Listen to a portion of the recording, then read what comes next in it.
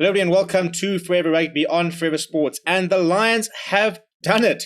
4 wins in a row. A side that couldn't buy a victory a little over a month ago have just gone 4 wins in a row and have just beaten an Edinburgh side stacked with international talent, 15 points to 9. An incredible effort by the Joburg outfit, which just improves week in, week out. It is a side that does not have a single international player who is currently playing international rugby today. And it's just a side that plays for each other. You know, there are obviously some incredible talents, but there's no clear, obviously world-class players who have played at the highest levels and are pulling the side through. It's a bunch of youngsters and a couple of experienced guys who are just putting it on the line every single week. And we are finally starting to see a Lions side that we can get behind again. 15 points to 9. What an effort. What an incredible effort. And before we go any further, Vincent TSHTIUKA. That's it. His 3rd man of the match effort in a row. He has been playing unbelievable rugby at the moment. If he had a South African citizenship, he would walk into the box squad tomorrow. He could almost be walking into the 23 right now with the way he is playing. He is playing unbelievably good rugby, well supported by a number of players. But what a match. What a match. And I for one found it very entertaining. It was a match that was on a knife edge for the entire 80 minutes. Just 6 points in it. It ebbed, it flowed. Edinburgh had the lead. Lions got it back. There were disallowed tries. There were some really good tries being scored. There were some massive moments, some very interesting calls. Overall, I thought the referees got the calls mostly spot on, actually. I think the fact that when I was doing the watch-along, we didn't even mention the referee. A couple of times we had a couple of discussions, but generally I thought that he was pretty good. And I'm not just saying that because the Lions won. I just did think he had a pretty decent game. But yeah, before we look at the stats, please do smash a like on the video and subscribe to the channel as well. It was a good start for the Lions because they defended well, and I think that's been the biggest difference in the last couple of weeks. The Lions didn't concede a try today.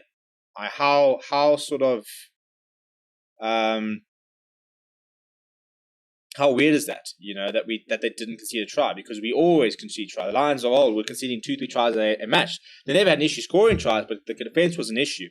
And we are finally starting to see what Jacques Fourie has asked for a long time. And he said, I need to see heart. It's not about systems. It's no longer a case about, just being in the right place, stuff like that. He said, I need to see heart. I need to see an attitude change. And since then, the Lions have stood up and they've been counted. And to not concede a try today is everything, because they scored 2 tries. And Lions have never had issues scoring 2 tries. They were behind. They were 6-0 behind after a drop goal from Henry Immelman, a massive drop goal from Henry Immelman, as well as a penalty from Buffetti. But then things all changed when Jordan Henderson went over in the 29th minute. And at half-time, 6 points to 5, the game was in the balance. And you kind of felt the longer the game would go on, the more the Lions would have a chance, because that's what they do. They run teams into the ground. The Magnus Bradbury try, yellow card was a big moment. Definitely a yellow card, no complaints about that.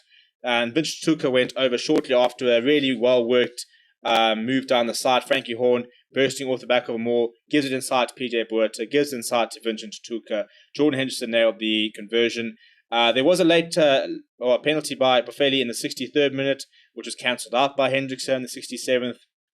And the Lions managed to hold firm under a bit of an Edinburgh onslaught in the latter stages to win the game. And if we look at the stats, it shows you how close the game really was. 44% possession for the Lions, 56% possession for Edinburgh.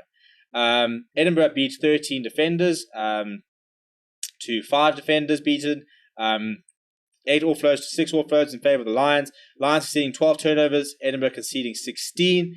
The Lions did miss 12 tackles. They missed tackles, but they made 89. But it was the scramble defence, for me, which was so impressive. Every single time there was a line break, Kewan Horn, I thought, had a fantastic game. A couple of very big try-saving moments, especially that forced knock on he had. But 11 turnovers won as well. That makes a big difference. We look at the breakdown. I thought the Edinburgh breakdown was pretty impressive. The Lions really struggled to get their hands on the ball, but their turnover by Vincent TSHTIUKA in about the 76th minute was incredible. Edinburgh all over the Lions with so much dominance. Ruan Fenter makes tackles. TSHTIUKA's all over that. He says, thank you very much. Discipline-wise, both sides were fairly disciplined. 7 penalties conceded by Lions, 6 by Edinburgh. So it wasn't a case of it was ill-disciplined. In general, I just thought it was a very watchable match. I thought that the discipline was pretty decent. There weren't too many penalties being conceded. There weren't too many incidents. The Edinburgh slowed the game down a lot, and I think they do need to look at that because it is becoming far too easy to slow a game down. But if we look at some of the stats, for example, Hamish Watson was characteristically very good in defence before being very interestingly subbed off quite early. He made 11 tackles, a joint high with Manny Russ and Stuart McAnally. Other big tacklers, Magnus Bradbury made 10 tackles, Piers Phillips made 10 tackles, Emmanuel TSHTIUKA made 8 tackles, but Vincent TSHTIUKA, what a game from him. 5 tackles made, a massive turnover. He carried the ball up 7 times and was just absolutely tremendous to get his third man of the match award in a row. The Lions have announced themselves. They're looking like a different side, and they're not going to be going particularly high up the log, but this will put them, I think, on about 30 points. And all of a sudden if Ospreys were to lose later, they're joint 10th, and it's a Lions side which we expected to do very poorly, and they're not too many wins away from being able to be in that top 10. And unfortunately, I think that's probably a good result, because on paper, this side has no business beating Munster, beating Edinburgh. They don't have any business, especially an Edinburgh side that is pretty stacked.